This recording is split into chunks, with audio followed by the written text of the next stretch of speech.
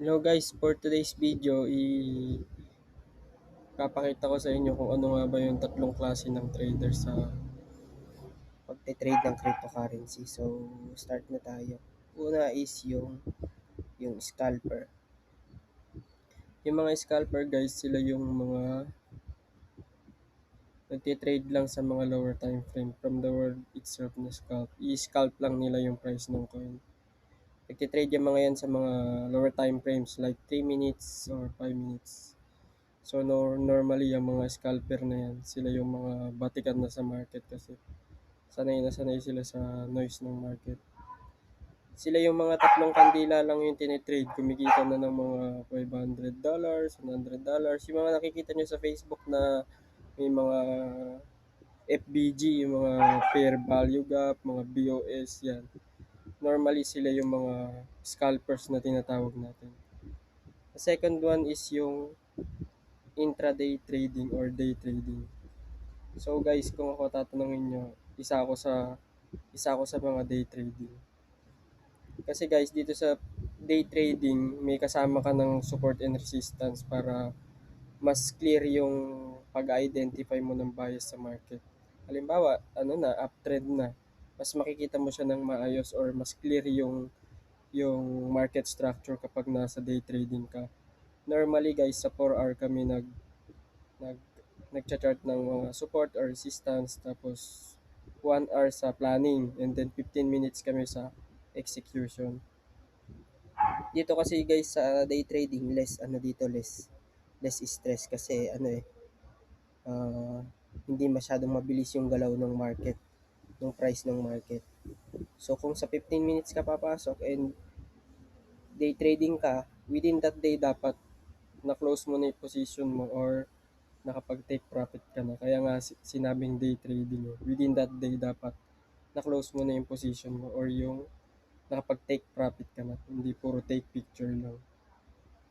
Yung huli guys is yung swing trading na tinatawag natin.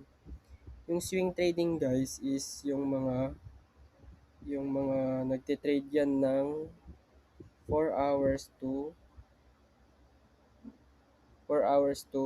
1 day, 1 week yan. Dito guys sa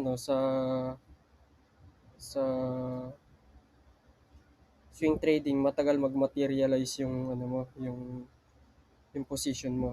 Within 1 week, 2 weeks, meron pa 1 month. Ganun. Kung gusto mong kunin yung buong swing. Depende sa iyo yan guys. Kaya normally yung mga swing trader, pinapasok lang nila talaga yung mga grade A setups, yung mga sureball silang alam nilang magmamaterialize yung position nila kapag pinasok nila. Kung gusto niyo ng ganito guys, yung less risk, kung beginner ka pa lang mag-trading, ito yung para sa swing trading ka lang muna. Ito yun, kagaya nito guys. So, ito, swing trading to. Ito, kung titingnan nyo. Ito.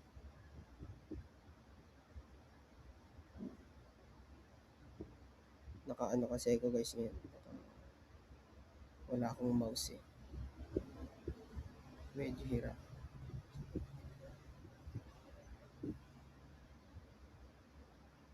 Ito guys.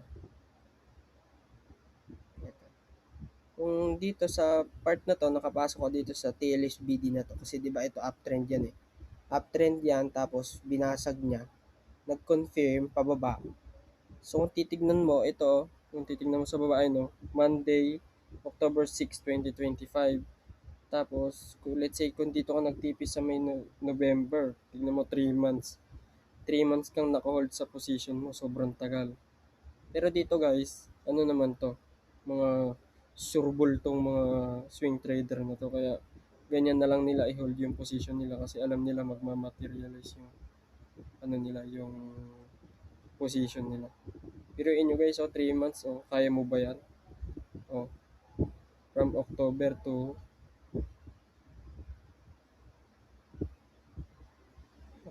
December, let's say ganyan. Kung pinasukan mo dito, nag-rally pang gano'n, isang beses, akala mo babalik pa dun sa in-entryhan mo. Kaya guys, pagka gusto nyo mag-trade at ayaw nyo ng hassle or stress, ito, subukan nyo itong swing trading, aralin nyo. Pwede sa inyo to. Ako kasi guys, ano ako, day trading ako. Yun lang guys.